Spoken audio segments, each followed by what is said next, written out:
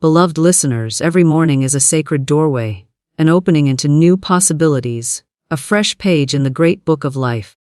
The dawn does not merely bring light to the world, it brings light to your heart, to your mind, to your very spirit. The way you begin your day sets the rhythm of all that follows, for the first thoughts you embrace are seeds cast upon the fertile ground of your destiny.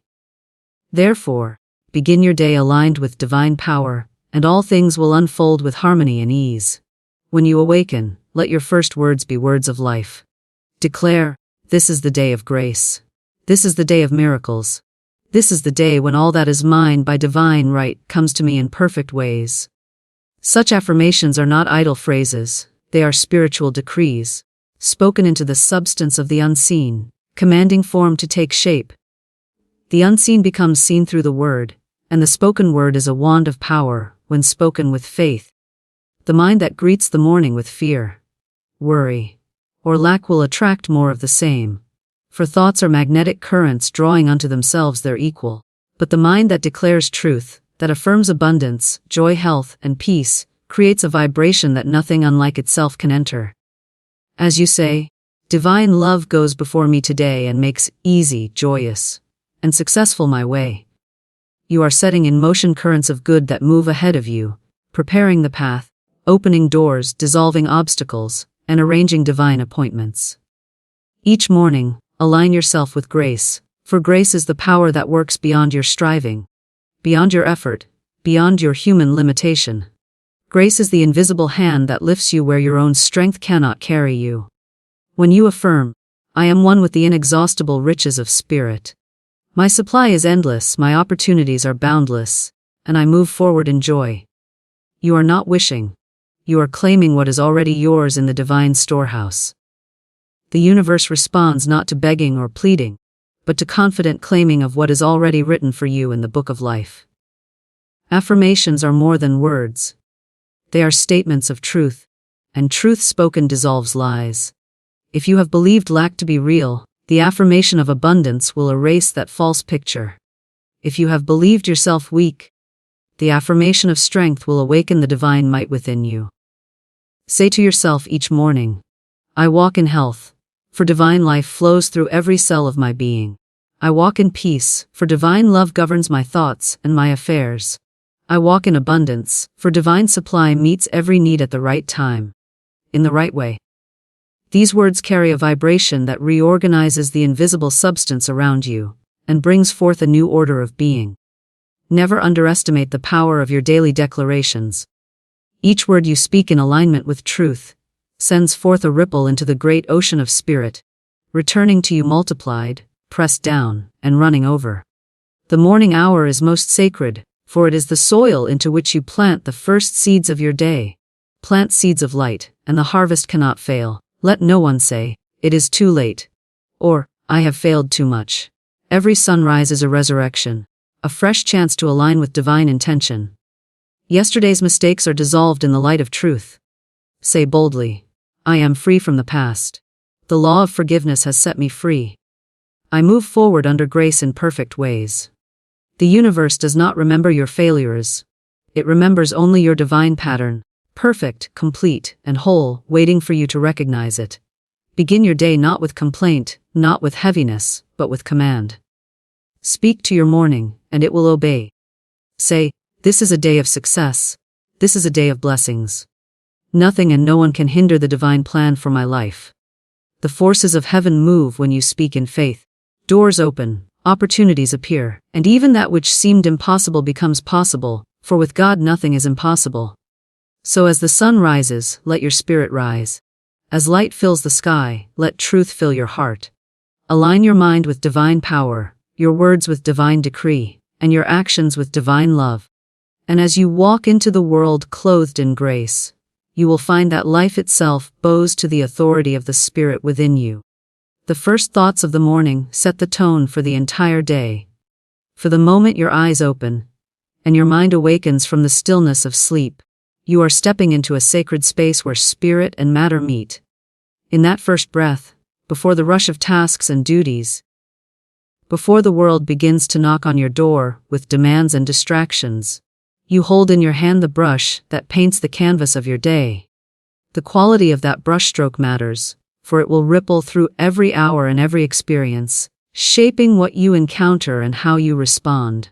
If the first words that leave your lips are words of fear, worry, or complaint, you are opening the gates to more of the same, attracting to yourself the very images you dread. But if your first words are words of life, truth, and power, you are aligning with the divine current that carries you into peace, harmony, and joy. Thoughts are not idle. They are living seeds. Every seed contains within it a harvest, and the harvest depends upon the seed that is sown. When the farmer casts wheat into the soil, he does not reap thorns. When he plants corn, he does not expect grapes. So it is with the human mind. What you sow in those precious first moments of the morning will sprout throughout the hours that follow.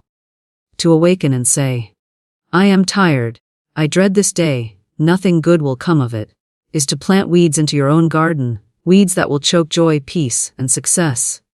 Yet to awaken and declare, "This is the day of miracles, this is the day of grace, this is the day where all unfolds in perfect ways," is to plant divine seed that cannot fail to bear fruit. The law is certain, for the law of mind is as exact as the law of gravity. It brings forth after its kind the power of morning. Thought is magnified, because the mind is clear and impressionable. Sleep sweeps away the residue of the previous day, and at dawn the soil of consciousness is fresh, ready to receive whatever is planted. The wise one guards this time as holy, for it is then that decrees of truth are most potent. When you lift your thoughts to the divine at the beginning of the day, you are sending forth a vibration that colors every interaction, every meeting, every decision. You are not simply hoping for a good day, you are commanding it into being, shaping the invisible substance that underlies all events. You are declaring what is true in spirit, and spirit always makes itself known in form. Consider the difference between one who wakes with dread and one who wakes with joy. The first stumbles into the day heavy, and heavy things cling to him. He expects trouble, and trouble answers. He anticipates lack, and lack comes. He believes the way will be hard, and every step feels like a burden. But the one who awakens declaring, "Divine love goes before me and prepares the way," carries a lightness, a confidence, a radiance that nothing can touch. People are drawn to him, doors swing open for him, opportunities present themselves to him. It is not by chance but by law. For like attracts like, and the vibration you release calls forth its own kind from the universe. Many say they have no time in the morning, that the demands of life press upon them too quickly.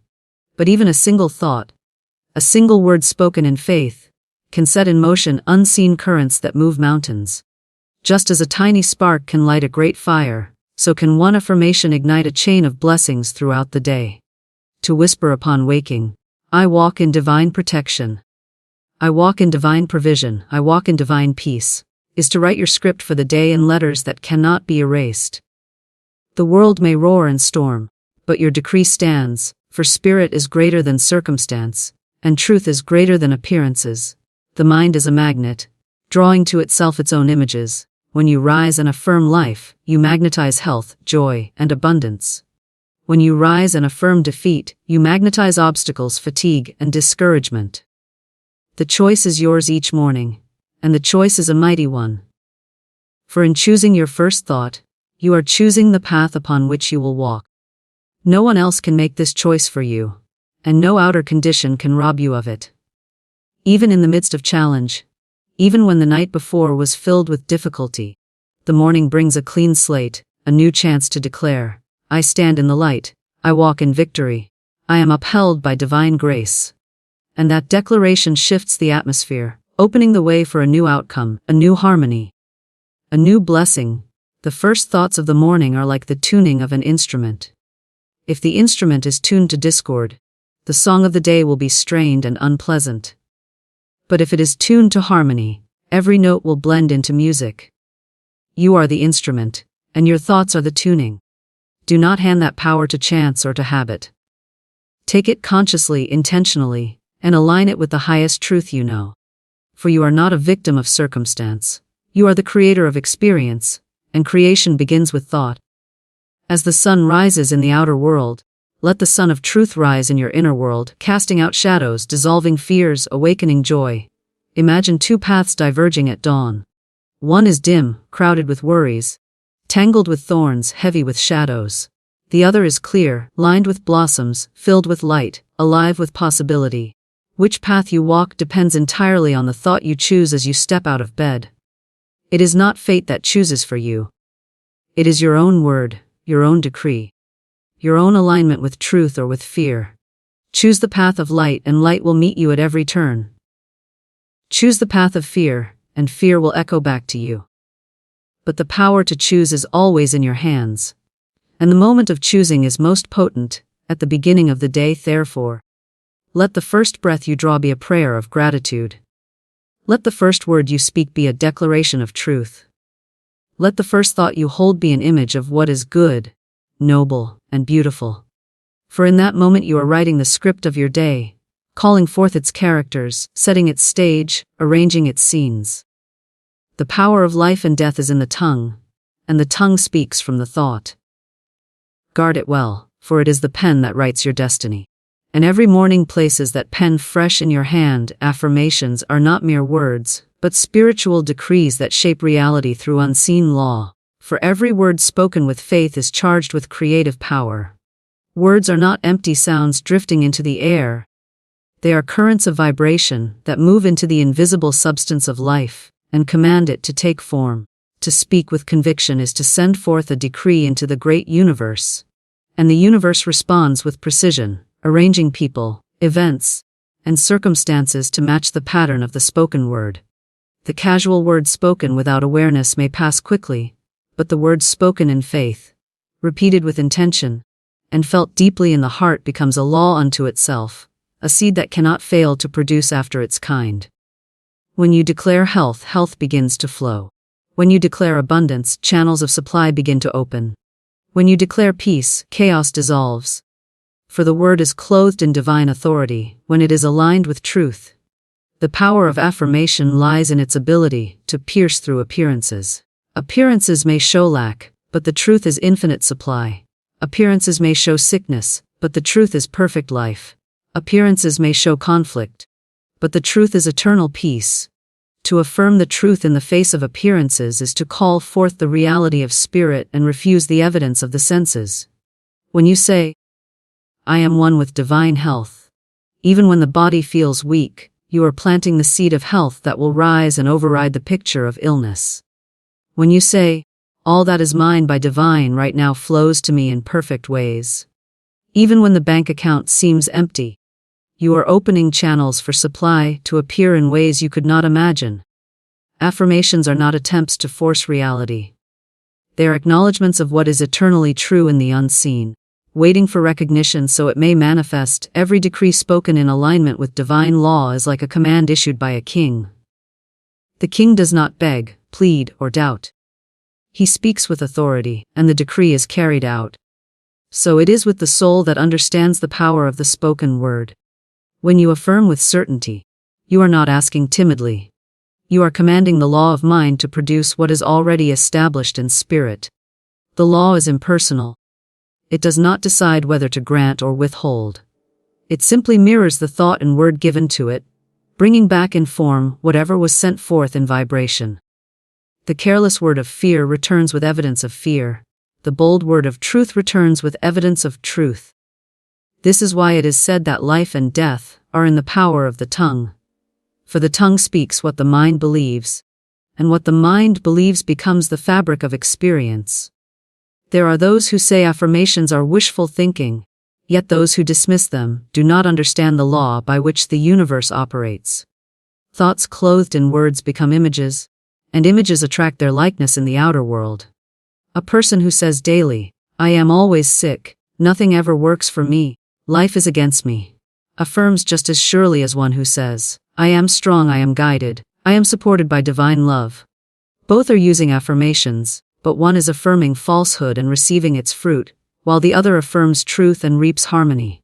The law does not judge, it simply reflects. Therefore, to speak affirmations of truth is to align with the highest order of creation, to choose deliberately what seed you plant, and what harvest you will receive. The vibration of words carries beyond the conscious mind into the subconscious, and even further into the spiritual realm. The subconscious is fertile soil. It accepts whatever is repeated with feeling and tends to it until it bears fruit. When you say, "I am prospered in all my ways," and you repeat it faithfully, the subconscious begins to shift its inner pattern, aligning your actions, your instincts, your very outlook with prosperity. Soon opportunities that were once invisible become clear, doors that were once closed open easily, and people who can bless your path appear in perfect timing. The affirmation has worked not by magic but by law, for the inner pattern shapes the outer experience. The more one aligns words with divine truth, the more quickly the outer world reflects divine order. To decree is to anchor. The decree anchors the mind when winds of doubt blow and waves of fear rise. When appearances scream lack, the decree of supply holds the soul steady. When the body trembles, the decree of health uplifts the spirit. When circumstances confuse, the decree of guidance brings clarity. Affirmations remind the soul of what is true and call the outer world to conform. They are like lights held high in the darkness, dissolving shadows and revealing the path. The shadows have no substance of their own, they vanish when light is brought. So too the appearances of lack, illness, or conflict dissolve when the light of truth is affirmed consistently and boldly. The spoken word is the creative tool placed in the hands of humanity by the divine. It is the means by which we cooperate with the greater law of creation. Spirit has already provided all that is needed: health, abundance, peace, love. But it awaits recognition. Affirmations are that recognition. They are the way we claim our inheritance, not by pleading but by declaring. Just as a child does not beg for its rightful name, but simply bears it, so too do we claim what is already ours in truth by declaring it with faith. To affirm divine supply is to acknowledge that it exists and that it flows to you. To affirm love is to acknowledge that you are already surrounded by it and open yourself to see it manifest.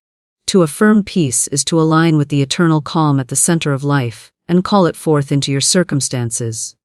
The law is simple: what you decree, you create; what you affirm, you establish. Words are never wasted, for they leave imprints on the invisible substance that must one day appear.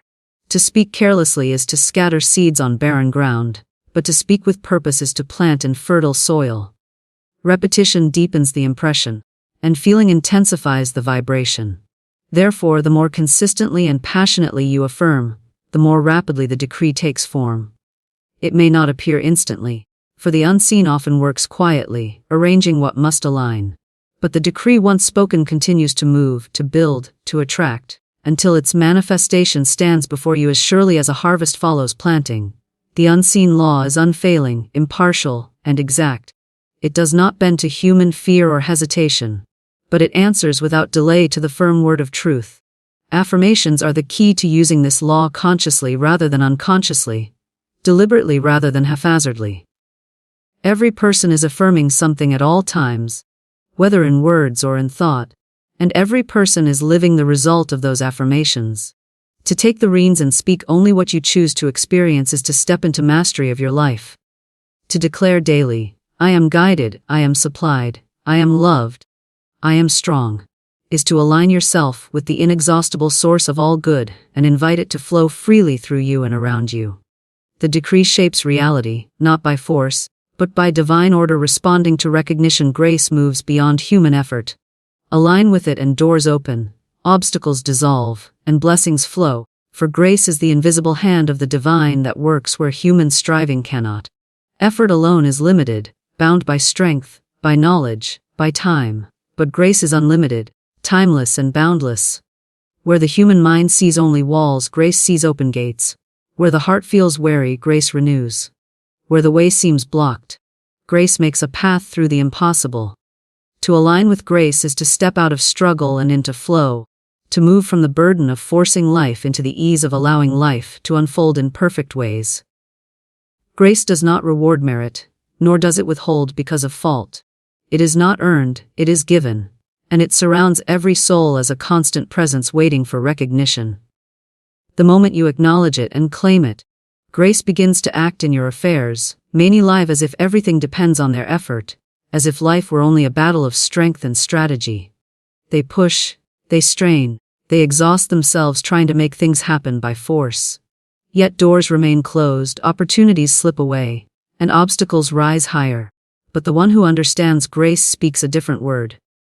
Instead of saying, "I must fight for this," they say, "If it is mine by divine right, it comes to me under grace in perfect ways." That word releases the struggle and allows the higher law to move. Grace works in silence, arranging events, guiding thoughts, bringing together people, and dissolving hindrances without conflict or strain. What once seemed impossible begins to happen smoothly, naturally, harmoniously. For grace carries no burden with it. Grace is the great dissolver. The obstacle that looked immovable, the debt that appeared overwhelming, the conflict that seemed endless, all can be dissolved by grace. One need not know how or when, for the method is not the concern of the human mind. The task of the soul is only to align, to trust, to affirm.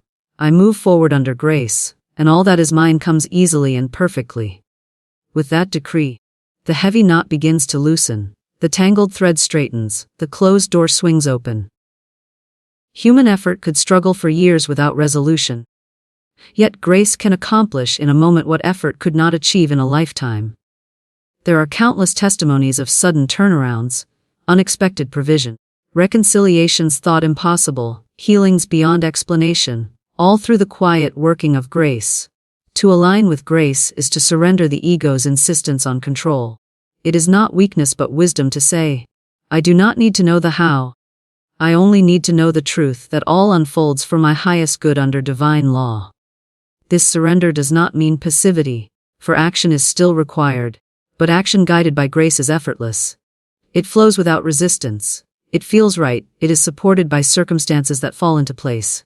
In contrast, action without grace feels heavy, forced, uphill at every turn. Alignment with grace shifts the vibration of the soul into harmony with the greater order of the universe. And once in harmony, all things cooperate to bring forth the divine pattern. Grace is also the great opener of doors. Opportunities arrive that could never have been engineered by logic. A chance meeting, a word spoken at the right time, a letter received unexpectedly. All can be instruments of grace.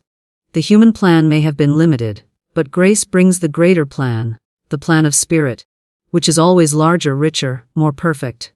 To affirm daily, "I walk in the path prepared for me by divine love, and it opens before me under grace," is to invite opportunities that align not only with desire but with destiny. No striving could create such perfection, for it comes from a wisdom higher than the human mind. Blessings flow most easily when the soul rests in grace. There is no fear of missing out, no anxiety about time running short, no desperation in trying to grasp at what may slip away. Under grace, what belongs to you cannot be lost, and what is not yours cannot stay. This truth frees the heart from grasping and fills it with trust. The blessing comes at the right moment, in the right way, without struggle. The blessing may come disguised, perhaps even through what looks at first like loss or delay, but under grace it always reveals itself as greater good. The soul that walks with grace does not chase but attracts, does not struggle but allows, does not beg but claims. There is a subtle beauty in the way grace works. It does not shout or demand attention. Often it appears in small synchronicities, gentle shifts, quiet redirections. A missed train that leads to meeting someone vital. A closed door that prevents a wrong turn. An inner nudge that says wait when the mind says hurry. All of these are signs of grace guiding. When recognized and trusted, these gentle leadings grow stronger, and life begins to feel like a dance with unseen hands. A dance where each step is guided, each movement supported, each turn graceful. To resist is to stumble, but to surrender is to flow with the rhythm of divine order. Human effort says, "I must." But grace says, "It is done." Human effort says, "I hope." But grace says, "It is certain." Human effort says, "I cannot see the way." But grace says, "The way is prepared." To live under grace is to rest in assurance, knowing that even when appearances are dark, the higher law is at work. It may be beyond sight, but it is never beyond reality. The unseen is always greater than the seen, and grace is the hand moving in the unseen to bring forth the seen in perfection. This assurance gives peace in the storm, calm in the conflict, and courage in the unknown. Grace is impartial, just as the sun shines on all. It is not given to a chosen few but surrounds every soul equally. The difference lies in recognition. The one who believes only in struggle will experience struggle, while the one who believes in grace will experience grace. Belief opens the channel, affirmation directs it, and trust allows it to flow unhindered. Grace was present before you asked, but the asking awakens your awareness of it. Just as a radio wave fills the air, but must be tuned into to be heard, so grace fills life but must be recognized to be seen. Every affirmation of truth tunes the soul to grace, and allows its current to flow more strongly. Blessings under grace are always perfect, always complete, always timely. They may come in forms you never imagined, but they will always carry the signature of divine love. They uplift without harming. They enrich without burdening. They heal without wounding. They give without taking. Struggle often wins something at the cost of something else, but grace gives without cost, without loss. This is why it is said that grace works in perfect ways. What it brings will never need to be regretted, defended, or repaid, for it carries the harmony of divine balance. To walk under grace is to walk in a world where even challenges serve to bless, even obstacles serve to strengthen, even delays serve to align, for everything is woven into the greater tapestry of good. Each sunrise is a new beginning. Release the past and claim your divine pattern of abundance, health and peace, for the dawn is not merely the rising of the sun, but the rising of possibility.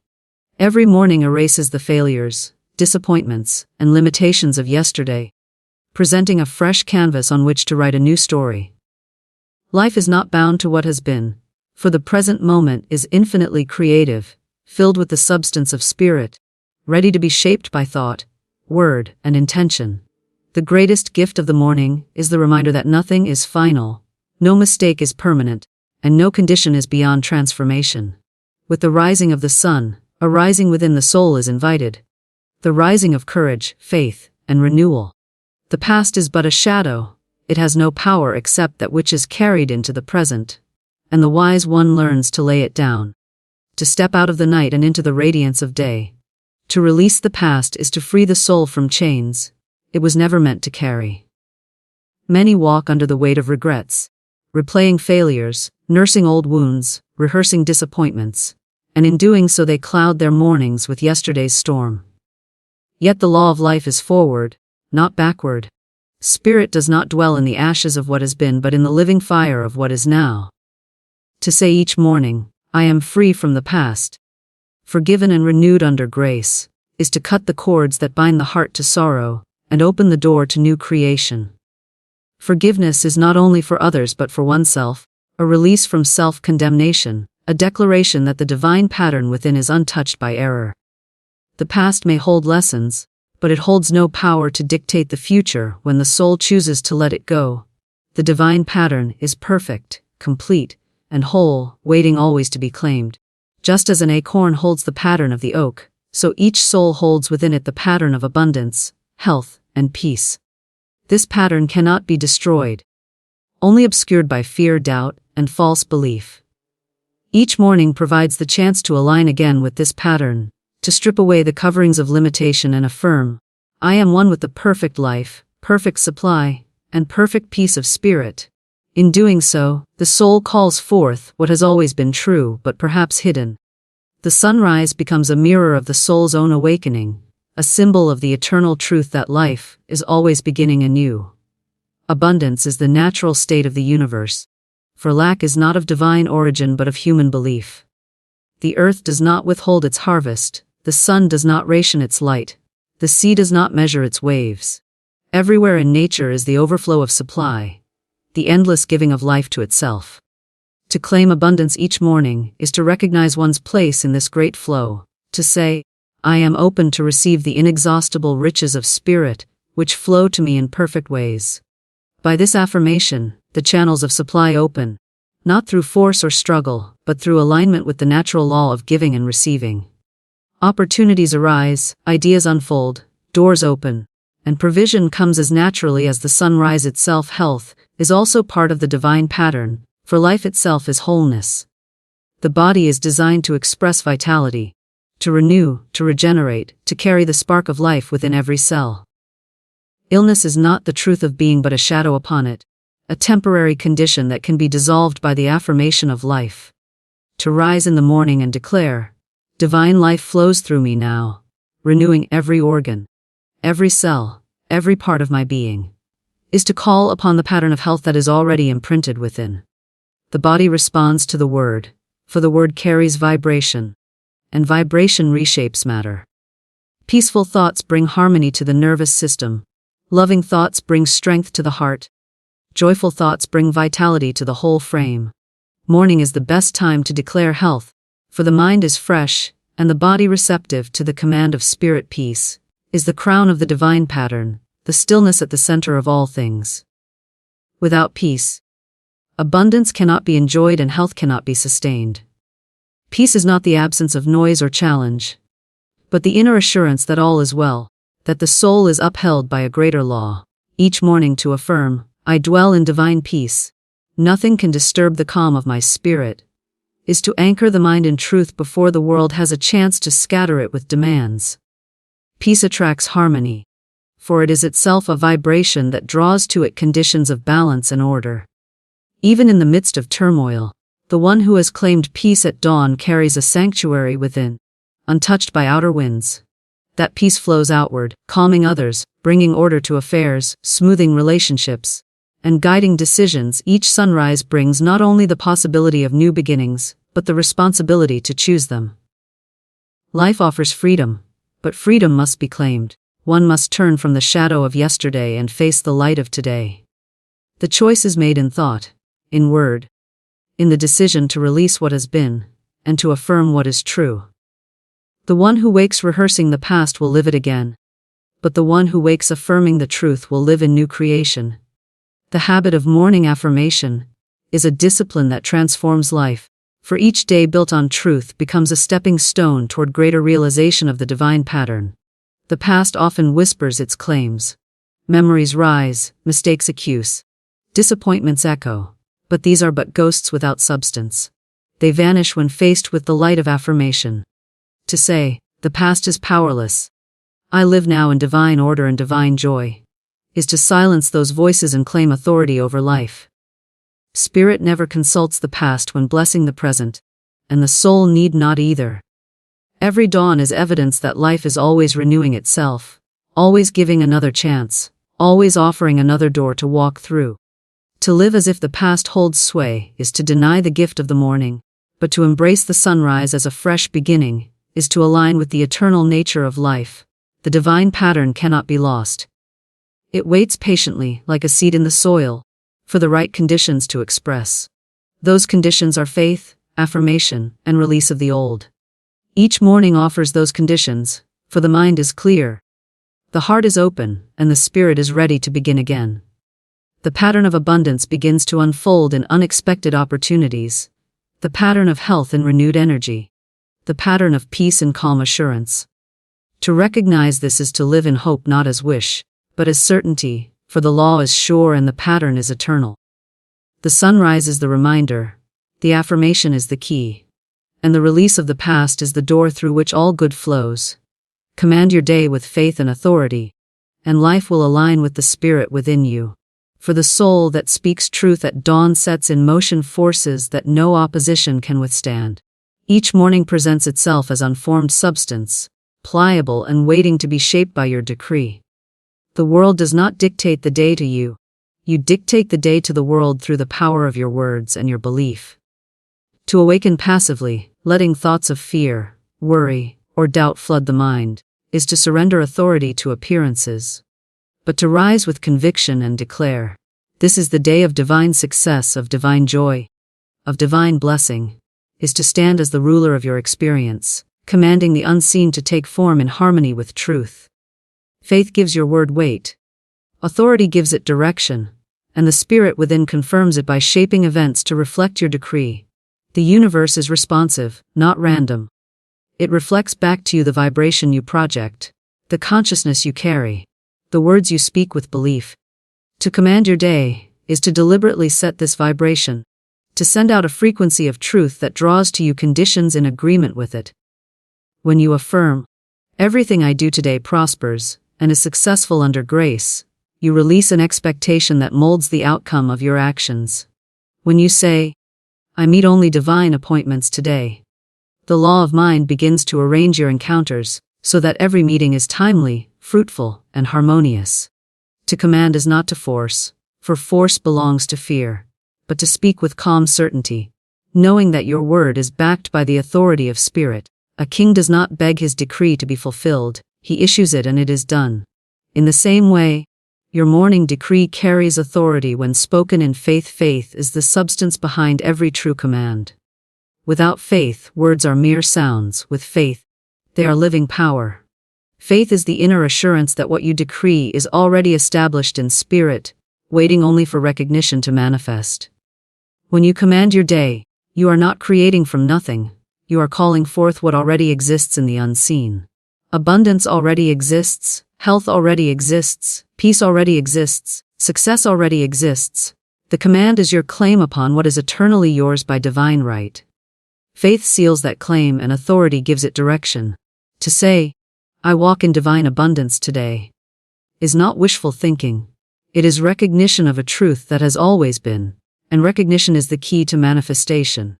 Life aligns with the spirit within you, because spirit is the true power behind all creation. Authority is given to every soul, though few use it consciously. Many drift through their day allowing outer conditions to dictate their mood, their outlook, their sense of possibility. They surrender authority to circumstances instead of exercising dominion over them. Yet the original law was dominion, the call to rule over one's environment through the inner alignment with spirit. To command your day is to reclaim this dominion, to say, "I am not subject to conditions. Conditions are subject to the spirit within me." This is not arrogance but truth, for spirit governs all, and when you are aligned with spirit, you stand in its authority. Your words then are not merely personal but divine decrees, carrying the weight of universal law. This is why affirmations spoken with authority have power to move mountains, dissolve obstacles, and open paths that seemed impossible. Authority comes not from ego, but from recognition of oneness with the source. Every command you make in the morning shapes the pattern of your day, like a sculptor chiseling stone. A careless word chips the form into distortion, but a deliberate word shapes beauty and harmony. If you begin the day saying, "This is going to be difficult. Nothing ever goes right for me," you set in motion a pattern that will prove itself true. But if you begin saying, "This is a day of ease, a day of favor, a day of overflowing good," you are commanding a pattern of light to unfold. The outer circumstances may not shift instantly, but they will bend toward the vibration you have set, for law cannot fail.